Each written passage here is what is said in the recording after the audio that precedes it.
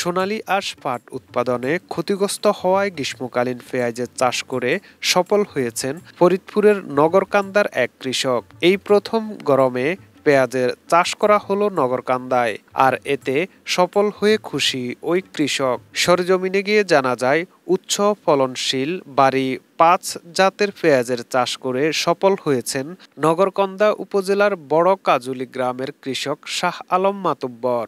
চলতি মৌসুমে তিনি ১ একর ৮০% জমিতে পেঁয়াজ চাষ করে এলাকায় ব্যাপক সাড়া ফেলে দিয়েছেন। আশপাশের পেঁয়াজ চাষিরা এখন প্রতিদিন জমি দেখতে আসছেন।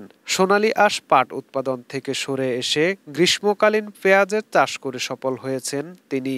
তবে এর জন্য ভারতে মাটি পরীক্ষা ও বীজ সংগ্রহ করতে হয়েছে তাকে। পোহাতে হয়েছে নানা বিড়ম্বনার।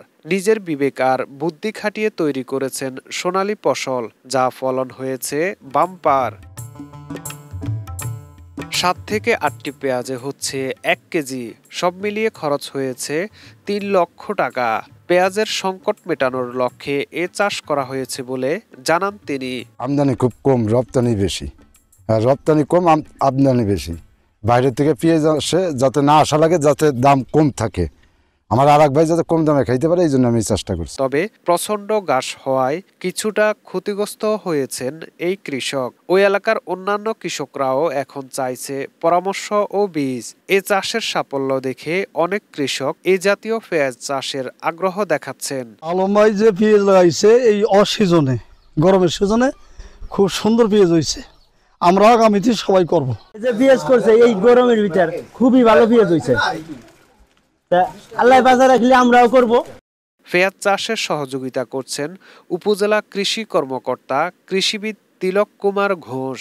আমার কাছে অনেকেই পরামর্শ নিতে এসেছিল। আমরা আমাদের যে গ্রীষ্মকালীন পেঁয়াজ জাতটা রয়েছে বাড়ি পেঁয়াজ ৫, এই জাতটা করার পরামর্শ দিই। এছাড়াও আমাদের বাইরে থেকে আমদানিকৃত যে N53 জাতটা রয়েছে, আমরা এই N53 জাতটাও আমরা বাড়ি পেঁয়াজ ৫-এর পাশাপাশি আমাদের পরামর্শ দিয়েছিলাম।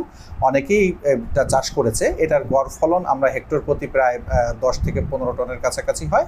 এবং এবছর আমাদের বেশ কিছু রাজস্ব প্রদর্শনী ছিল ৩টা। আমরা রাজস্ব প্রদর্শনীর মাধ্যমে 3টা প্রদর্শনী বাস্তবায়ন করেছি। সফলতার সাথে পেঁয়াজ অত্যন্ত ভালো হয়েছে এবং কৃষকরা আস্তে আস্তে আগ্রহী হচ্ছে গ্রীষ্মকালীন পেঁয়াজ করার জন্য। আমরা সর্বদা কারিগরি পরামর্শ দেওয়ার জন্য প্রস্তুত রয়েছি।